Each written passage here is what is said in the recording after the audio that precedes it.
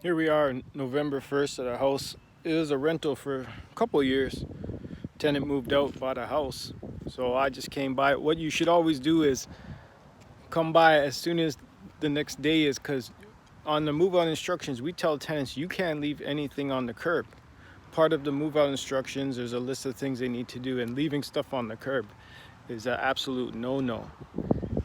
And this is why, because as soon as the city comes by tomorrow, they're going to give a violation and they're going to immediately want this cleaned up, and they'll clean it up at their cost if we don't do it quickly.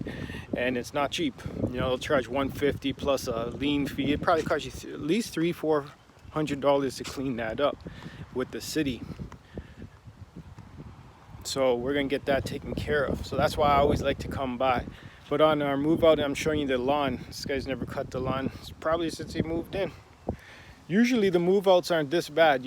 I just came from another one that I'll take a video of later, where when I walked in, the thing was exactly the way we left it. So most people leave it in good condition. This person didn't leave it in good condition. Let's just put it that way.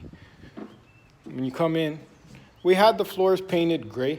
It was a nice, just almost looked like a finished concrete look. So you can't deduct for that because that's just regular wear and tear. They're not allowed to leave. We don't provide blinds, so they're not allowed to leave curtains or blinds. Because what happens is the next tenant says, oh, these curtains and blinds don't work. And then we're responsible to repair them. So we remove everything. And if the new tenant wants to put curtains and blinds, they can put their own. I don't know if you can see, but the walls are just walls, doors, baseboards. They're just nasty. I mean, I don't understand how you get all these black spots everywhere. I mean, this tenant only lived here for 2 years. This is beyond regular wear and tear. The walls were freshly painted when we gave him the property.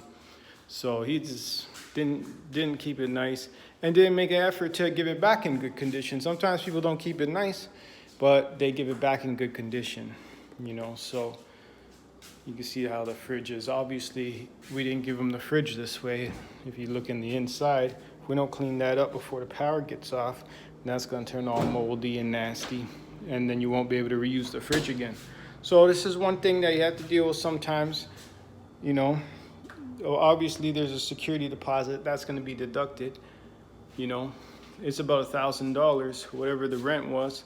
So we'll make note of exactly what is all entailed. Then you have 15 days to send them your security deposit claim on a form to his new address saying we're deducting this much and for how much it was and for which items. So just showing you guys around. I mean, I've seen a lot worse, but usually that's when you've had to evict someone. This is a voluntary move out. Now, where there's peeling paint and regular wear and tear, you can't hold someone accountable for that. But when I look at this bathroom, I mean, that's not clean, and you have to give us the property back the same way we gave you. So we're gonna have to bring the cleaners in here, the painters. I mean, it's a pretty big job now. I don't even think $1,000 is gonna cover it. So what will happen is we'll send them the claim on the total amount and they'll owe for the balance. So you can see the doors are just real bad. Paint, same thing, paint, curtains. But if you look at the property, this is a 2-bedroom, 1 bath. It's a solid block home, central air. It's a good neighborhood. Right now, we currently have it listed for rent for $1,050. It's also got this I forgot about this. This has got the big back Florida room, which actually looks enclosed, which you can potentially turn into a bedroom because there is a vent up on there. So if we put a closet in there, which I see a little bar in there, then we could potentially, let's see if I can get this open, turn this into a bedroom for someone, or someone could use it as a bedroom. I mean, it'd be better if it had a regular closet, but for like a family, they could get this property at a 2-bedroom price. They could use this as a bedroom. And there's also another room off the back of the garage that someone potentially could use. I'm not saying I would, see if we can get some power here. What's nice about this property is you got a single car garage. So there's a pretty big one too. And then there's this room back here. I don't know where the light switch is. Oh, okay. I mean, if it was cleaned up, which we will give it to the next tenant, cleaned up, you could make this an office, you know. You've got air in there, and you could put just clean it up. I mean, there's a closet there with a bar.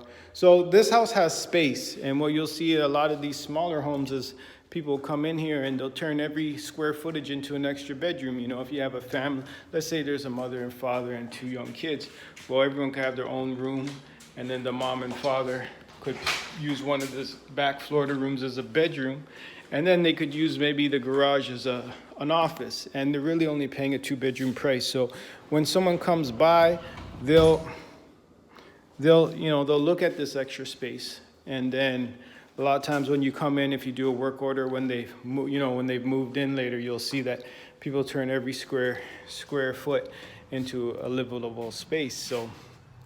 So I think this is a good property for $1,050. You could potentially get 4 bedrooms out of here if you really wanted to. I think 3 comfortably, and possibly an office. So when we're done getting this place cleaned up, I'll take a video on what it looks like afterwards, and then that's it.